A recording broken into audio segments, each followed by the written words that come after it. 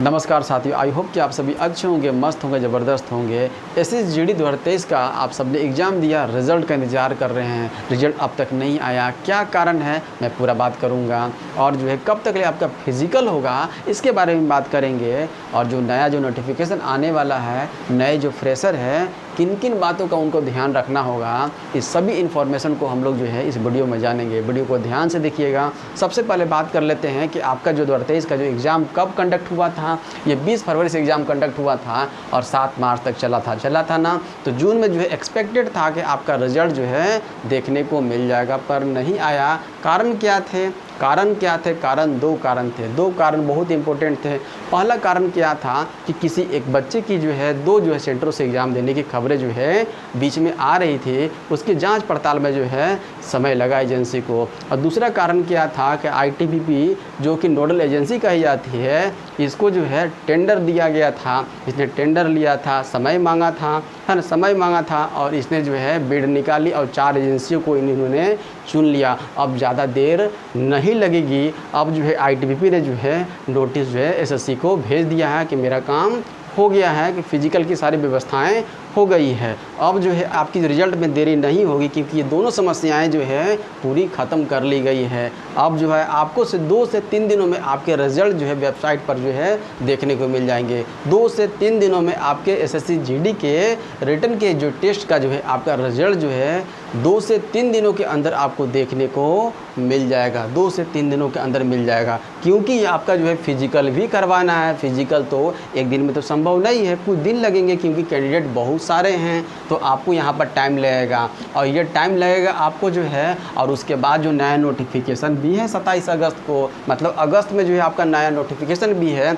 मतलब ये जुलाई में आपका जो फिजिकल जो है कंप्लीट पूरी तरह से कर लिया जाएगा और फिर जो है नए सिरे से जो है नए नोटिफिकेशन पर ध्यान दिया जाएगा। अब हम लोग बात कर लेते हैं, समझ में आ गया आप सबों को कि क्यों डिले हो रहा है। तो 2 कारणों से डिले हो रहा था, अब डिले नहीं होगा। रिजल्ट जो है आपको जो है 2 से 3 दिनों में मिल जाएगा और फिजिकल जो है इसी महीने में, जुलाई में ही इसी महीने में आपका फिजिकल कंप्लीट हो जाएगा। और अगले महीने से आपका नई नोटिफिकेशन जो है, जो डेट दिया गया है, उस पर काम किया जाएगा। अब लोग बात कर लेते हैं नए नोटिफिकेशन पर। नई नोटिफिकेशन आपको कब देखने को मिलेगा? ये 27 अगस्त से देखने को मिलेगा और 27 सितंबर तक ले जो है ये फॉर्म फिलिंग का डेट रहेगा। एग्जामिनेशन इसका कब तक ले रहेगा? एग्जामिनेशन जो इसका दिया गया है सब नोटिस में आ गया है। आपका जो कैलेंडर जो जारी किया गया SSC के द्वारा सब मेंशन है, आप देख सकते हैं। SSC जो है एग्ज़ाम डेट जो है कब जो इसका निकाली हुई है, तो जनवरी से फरवरी में जो आपका जो है 2025 में आपका एग्ज़ाम जो है, सबसे पहला एग्ज़ाम जो है यही आपका जो है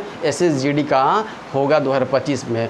अब लोग बात कर लेते हैं सिलेक्शन प्रोसेस क्या है। सिलेक्शन प्रोसेस जो है 2024 के लिए ध्यान से बजिएगा। ये सिलेक्शन प्रोसेस है आपका जो है, सबसे पहले तो कंप्यूटर बेस्ड टेस्ट होगा, CPT होगा। उसके बाद जो है आपका ये आपका मेन है, यही आपका मेन है। उसके बाद जो है फिजिकल स्टैंडर्ड टेस्ट होगा। फिजिकल स्टैंडर्ड टेस्ट क्या होता है मैं यहाँ पर बताऊँगा आप लोगों को। उसके बाद फिजिकल एफिशिएंसी टेस्ट क्या होता है, PET क्या होता है, ये दोनों आपको सेम डे होगा। मेडिकल एग्जामिनेशन होगा, ME होगा, मतलब कि मेडिकल एग्जामिनेशन होगा, डॉक्यूमेंट वेरिफिकेशन होगा। बस यही आपका प्रोसेस है। प्रोसेस यही है, मतलब ये आप पास कीजिएगा तभी जो है आगे जो है आपके चरणों में जो है आप पहुंच पाएंगे। यहाँ समझ में आ गया आपका। अब इसको देख लेते हैं। सबसे पहले हम लोग जो है बारी बारी से कंप्यूटर बेस्ड टेस्ट को देख लेते हैं। ये CPT जो है आपका 60 मिनट का होगा, है ना। इसमें सब्जेक्ट जो है 4 सब्जेक्ट पूछे जाएंगे। 4 सब्जेक्ट कौन कौन सा आ जाएगा? तो मैथ हो जाएगा, रीजनिंग हो जाएगा, GK हो जाएगा और इंग्लिश या हिंदी, जो आप चुनेंगे फॉर्म भरते समय जो है उसको आप जो है यहाँ पर जो है ले सकते हैं। इंग्लिश या हिंदी है। मैथ 20 क्वेश्चन होंगे, रीजनिंग 20 क्वेश्चन होंगे, GK 20 क्वेश्चन होंगे, इंग्लिश हिंदी जो है 20 क्वेश्चन होंगे, मतलब 80 क्वेश्चन होंगे।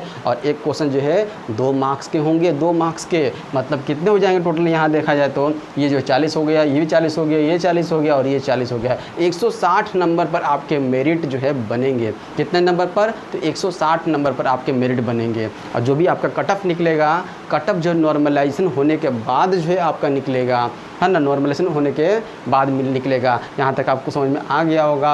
अब लोग चलते हैं जो एज लिमिट पर। एज क्या होनी चाहिए? तो जनरल के लिए जो एज दिया गया है 18 साल दिया गया है मिनिमम, और मैक्सिमम कितना होना चाहिए? तो 23 साल होना चाहिए, है ना। 23 साल मैक्सिमम होना चाहिए और मिनिमम कितना होना चाहिए? तो 18 साल होना चाहिए।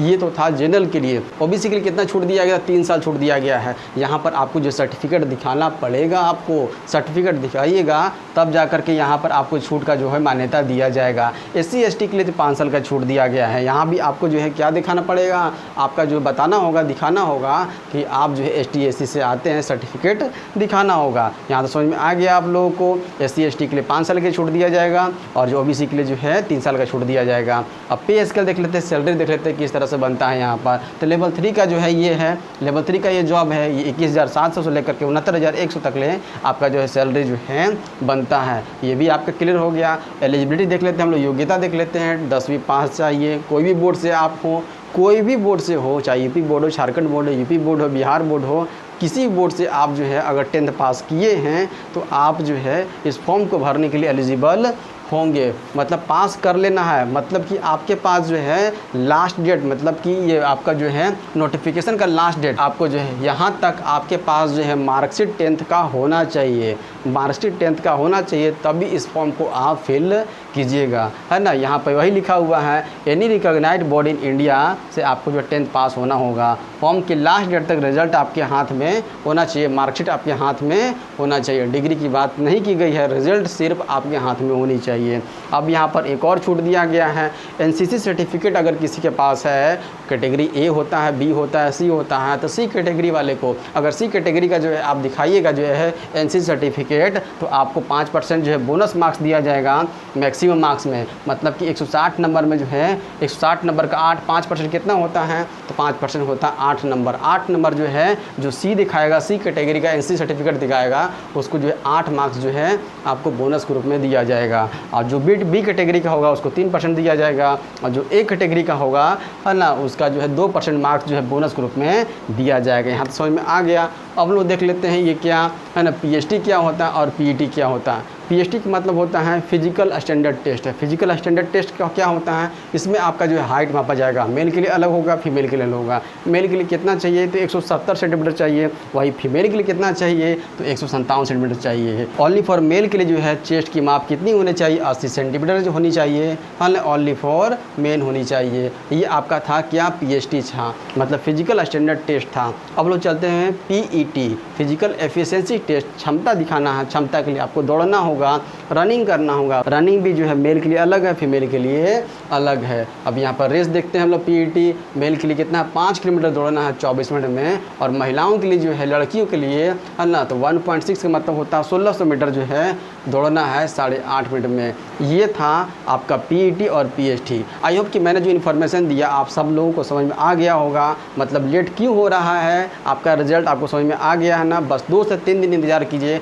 आपके रिजल्ट जो है आपके वेबसाइट पर जो है देखने को मिलेंगे। निगाहें टिका कर रखिएगा, है ना, ध्यान से। और जो भी नए कैंडिडेट हैं उनकी रणनीति क्या होनी चाहिए, मतलब इस डेट को देखते हुए, इस नए नोटिफिकेशन के डेट को देखते हुए, तो आपके पास समय जो है, अगर अभी से अगर स्टार्ट करना चाहते हैं तो आपके पास जो है जुलाई पूरा है, अगस्त, सितंबर, अक्टूबर, नवंबर, दिसंबर, 6 महीना जो है आपके पास समय है। अगर स्टार्ट करना चाहें तो स्टार्ट कर सकते हैं। अब देखिए कौन कौन सब्जेक्ट था आपका, तो मैथ और रीजनिंग था। मैथ रीजनिंग था ना, मैथ रीजनिंग था, तो मैथ रीजनिंग था, और GK GA था, तो GK GA था। मैथ रीजनिंग देखिए सबसे ज़्यादा रोल प्ले कौन कर रहा है, तो ये आपका जो है सब तो इक्वल में प्ले कर रहे हैं। पर आपको इस चैनल पर जो है क्या प्रोवाइड किया जाएगा, इस चैनल पर जो है आपको प्रोवाइड किया जाएगा मैथ रीजनिंग और GK जो है, GA जो है आपको प्रोवाइड किया जाएगा। इस चैनल से जुड़ जाइए, आपको बेनिफिट होगा, 100% बेनिफिट होगा। आप जो है मैथ का वीडियो जो है देख सकते हैं, रीजनिंग का वीडियो देख सकते हैं। आपको टॉपिक वाइज करवाया जा रहा है, मैथ का टॉपिक वाइज करवाया जा रहा है, और जो कुछ उससे जो क्वेश्चन जो प्रीवियस ईयर बने हुए हैं उससे क्वेश्चन भी आपको प्रैक्टिस करवाए जा रहे हैं। कहीं कोई दिक्कत आपको नहीं होने दिया जाएगा। GK GA भी जो है कुछ दिनों में स्टार्ट कर दिया जाएगा।